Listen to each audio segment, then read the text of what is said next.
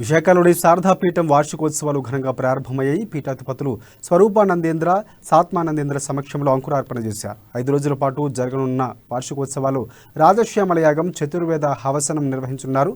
ఇక పూర్వీకులు అస్థిపాస్తులు ఇచ్చినట్లు కూడా విశాఖ శారదాపీఠం ఏర్పడలేదని, ఇక ఉపాసనా శక్తితో నిర్మితమైందని స్వరూపానందేంద్ర సరస్వతి స్వామి స్పష్టం చేశారు. ఉపాసన విధానం పుస్తకాల్లో దొరికేది కాదని, వైదికంగా ఎవరో చెబితే వచ్చేది కాదని, తపస్సు ద్వారా పొందిన శక్తితో పీఠం ఉపాసనా విధానం తయారైందని వివరించారు.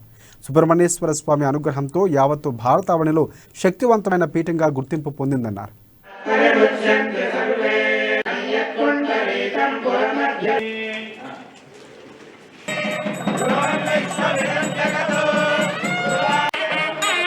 ఏదో ఒక ఆస్తిపాస్తులు పూర్వీకులు ఇచ్చినట్లుగా అట్లా నడిపించే పీఠం కాదిది. ఈ పీఠము ఒక ఉపాసనా శక్తితో నిర్మాణం జరిగిన పీఠం. ఒక ఉపాసనా శక్తితో నా ఇష్టదైవం సుబ్రహ్మణ్యేశ్వర స్వామి అనుగ్రహం చేత ఈ విశాఖపట్నంలో ఈరోజు యావత్ భారతదేశం అంతా కూడా విశాఖ శ్రీ శారదా పీఠం అంటే ఇంత ఒక్క శక్తివంతమైన పీఠంగా నిలిచింది అంటే ఈ స్థానమంతా అణువణువు ఒక ఉపాసన పీఠం.